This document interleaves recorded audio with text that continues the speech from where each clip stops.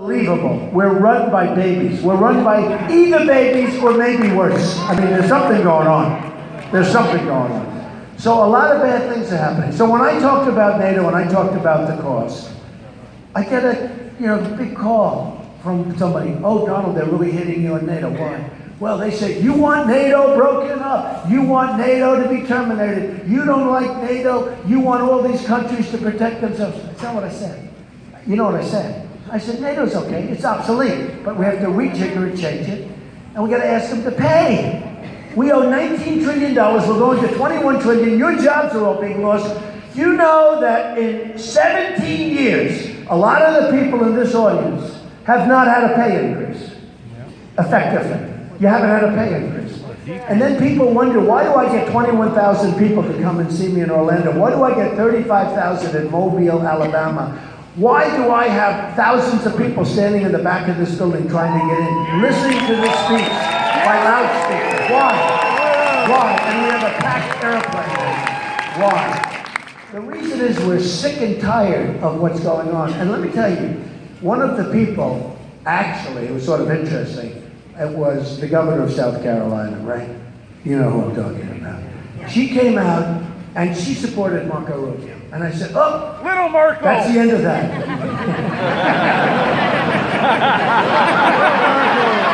Governor Haley. These names. I wonder if those brands will stick forever. I hope not. I hope not. You think? Yeah. Lion Ted's gonna stick. Lion Ted.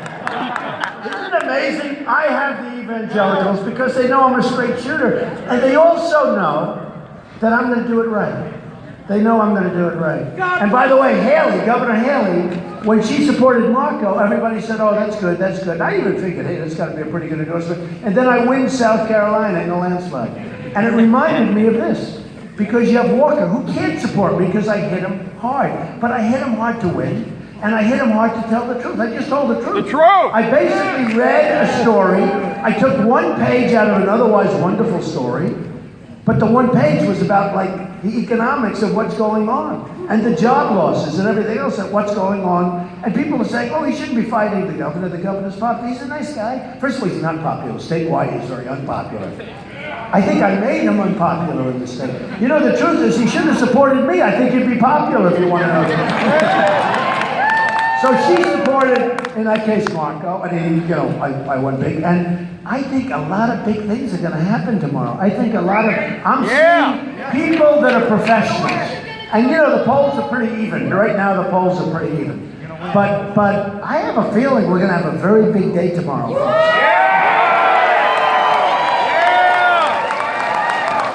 We're going to be doing a lot of celebrating because we're bringing our country back. But I have a feeling it's going to be an unbelievable day. So when I talk about things, I wish the press would go through the whole scenario. So you heard about Japan. I saw it yesterday about Japan. Donald Trump knows nothing about our defense, or he knows nothing about, and I'm saying to myself, what I said was great. We defend Japan, right? We defend. Yeah. Why are we defending Japan? We defend Japan. Now, we don't want them to have nuclear. I don't want them to have nuclear. But you know what? It comes a price. It comes a time at which you say, good luck, defend yourself. We're not going to continue to pay for your defense and lose a tremendous amount of money. All right? So what happens is, here's what my theory is. They've got to pay us a lot of money. All right? Because we cannot continue to do this. And if they don't, you have to be prepared to walk. And if they walk, and if we walk, they're going to arm. Because their primary problem is North Korea. Now, he's a whack job and he's got a problem. All right? He's got a problem. He's a whack job. And frankly, maybe they're better off defending. What the hell do we have to be over there for, right? I mean, you can make that case. Now, they'll say, Donald Trump knows nothing about the nuclear strategy. Let me tell you about the nuclear strategy. Pakistan has nukes. China has nukes. So many people have nukes now. It's the biggest problem facing the world today, all right? But there's so many countries that have them. But who has them also? North Korea has them.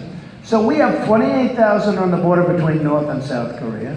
We have Japan that's we're just doing the military for peanuts. We have South Korea. I love South Korea. I love Japan. I have great friends in Japan, great friends in South Korea. South Korea, like Japan, is an economic behemoth. Every television set you order, Samsung, LG, they all come from South Korea. I order thousands a year for different projects, right? They come from South Korea. I wish they came from Wisconsin. I swear, I'd order it. Even if it was a no-name, you know? I like Samsung, I like LG, I like Ning. Even if it was a no-name, if you ordered, I'd love to order them right out of Wisconsin. But we don't make televisions anymore. We don't make anything anymore, folks. We don't make things anymore. We're going to have a time in the not-too-distant future, if I win, where Apple and other companies are going to make their products here. And we're not going to have them made in China and Vietnam and all these other places.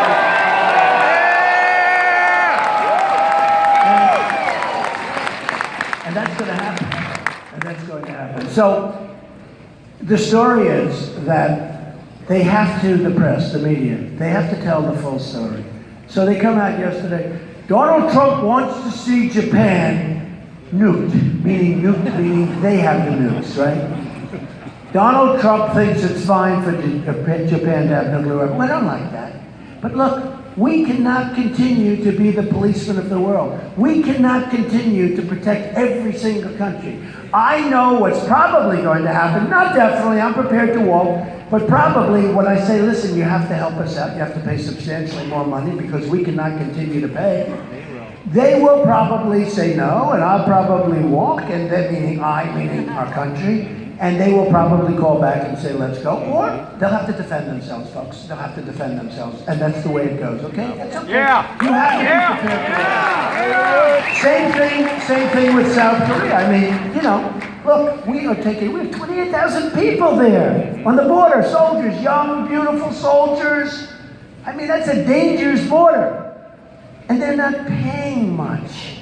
And every time North Korea acts up, you ever see the ships start going, or the planes start going, and they mobilize, and we're always doing attacks, you know, fake attacks, whatever the hell they call it. We're doing them all over the place. We're working with them. I said, wait a minute, at what point do we stop this? At what point do people either pay us or something, or do whatever? We can't let this, we cannot continue to go on like this. Saudi Arabia, remember this, Saudi Arabia, they're fun, I have many friends from Saudi Arabia. Saudi Arabia, before the oil went down, was making $1 billion a day. They have the largest funds in the world. They're loaded with money to the gills. The United States protects them. We get like practically nothing. Why? You know why? Because our leaders don't have business instinct. They don't have political instinct. They have no instincts whatsoever. Now here's what's going to happen. We'll say to Saudi Arabia, fellas, you got to help us out. They'll say no. We'll say bye-bye. About 2 days later, they'll call and say, get back here fast. We hear somebody's going to make a raid. We'll go back. They'll pay us so much money. And you know what? That's fine. Okay? That's fine. We've got to change our ways. We've got to do something with, as an example, with NATO. Because all of these countries that are getting a free ride, they got to pay up. Why should we be protecting all these people in all these countries and protecting them from what? We don't even really know. But why should we? Now, one thing, I want them to pay up, but I want them to also pay us back for years of delinquency. For years we've been protecting them. I want the money back. We've got to make our country strong financially again. Now, if we don't do that, we're sitting on the top of a very ugly bubble, folks. We're not going to have the country that you know it pretty soon. We are going to have an explosion of a bubble like you've never seen before, believe me. If I'm president, that won't happen. It won't happen. Because we'll equalize things, we'll normalize things. We have these trade imbalances that are massive. If you look at our trade imbalance with Japan, they send us millions of cars. You look at those boats, the biggest ships I've ever seen in Los Angeles, they come and cars pour off. It's like a highway, boom. We send them practically nothing. And they don't want anything. And when we send them farm products and things, they send them back, and they're perishable. They send them back, they don't want them, because their farmers don't want them, and we take them. So they send back. You take a look at the balance, the automobiles, hundreds of thousands of cars up here, and what we send them, that's imbalance. China, the same thing. China is a disaster. $500 billion trade deficit. They've taken our jobs. They've closed our factories. Millions of people are now working in jobs that they don't want. Because, you know, we have a lot of bad jobs. Even the other side, meaning the Democrats, They say the jobs are bad jobs. They're not good jobs. They're not like great jobs anymore. We have bad jobs. It's called bad jobs. We're going to change that around. We're going to bring our companies back. And we're not going to let our companies go so easy. When Carrier Air Conditioner wants to go to Mexico, we're going to talk to them. We're going to say, listen, you want to go, I think it's great. You're going to let all these people go that have helped you build the company for many years. They're great people. I looked at that tape, and I looked where that looked like a mid-level management guy was telling them, we're closing Carrier, we're moving to Mexico, and you're all unemployed. And those people were crying, and those people were there for years. And they do a great job, and nobody disputed that. I ordered Carrier air conditioners, many of them. I'm not going to order them anymore, by the way. But here's the story. Somebody from our country has to tell them, we are going to be charging you a big tax, like 35%, every time you send an air conditioning unit from Mexico into the United States. And you know what? They're not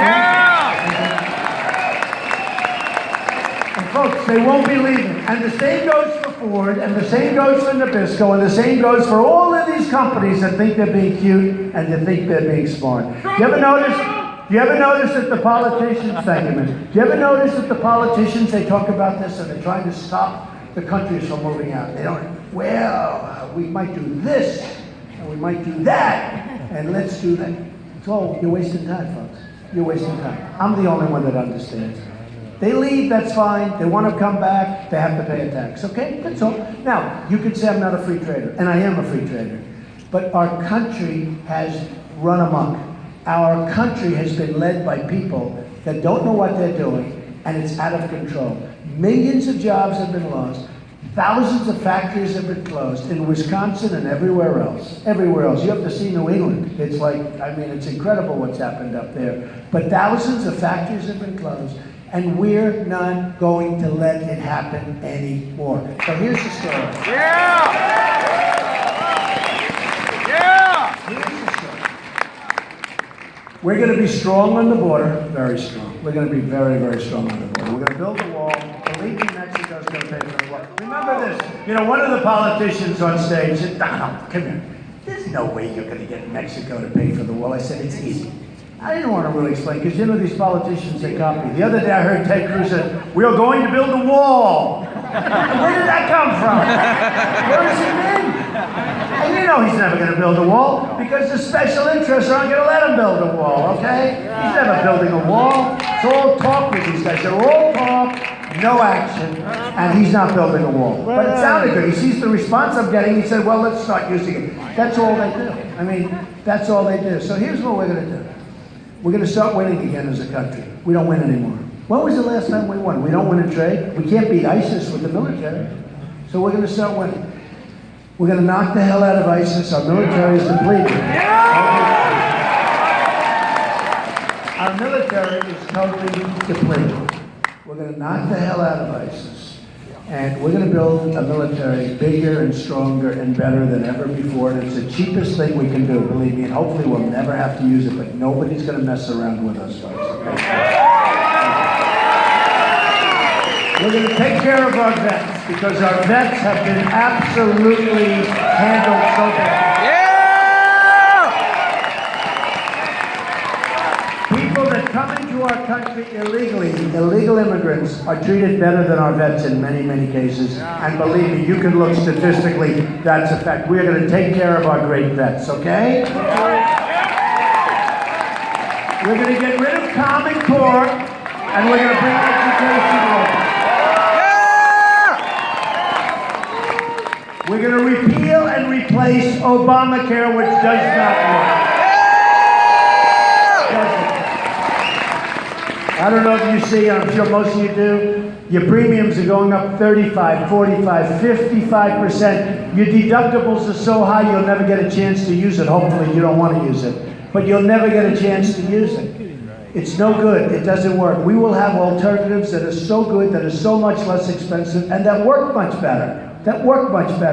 It's like me versus some of these guys. I spend less money and I'm number one. They spend much more money than I do, and they're They're losers. And they're never going to win.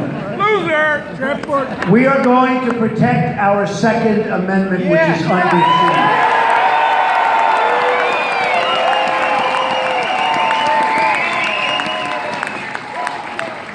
We are going to win on trade. We are getting killed with every single country on trade. We are going to renegotiate our trade deals, and we're going to have the greatest trade deals. We're going to be back again. We're going to be back again. We're going to bring our jobs back. We're going to make great trade deals. I have the greatest people in the world. I have the greatest business people in the world, many of whom I know. The ones that I don't know, I'm finding out about. I'll tell you, we have the greatest negotiators and the greatest business people in the world, and we don't use them. We use political hacks to negotiate the biggest deals with these massive countries. Those days are over. We're going to make great trade deals, and we're not taking our jobs anymore.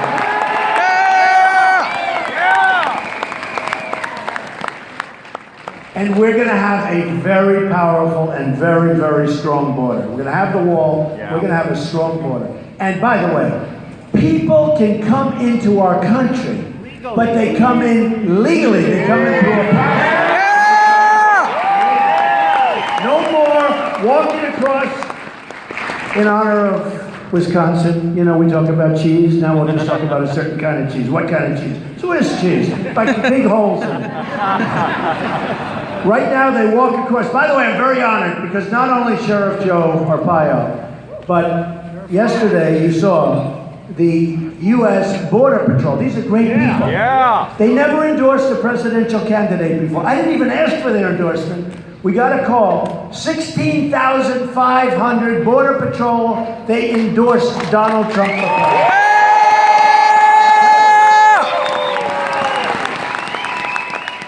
So, folks, it's such an honor being here. It's cold outside, and it's cold for you, and you waited. Some of you were waiting 3-4 hours, and some of the folks are still trying to get in. But I'll tell you, I love you all. We're going to do an amazing job for you.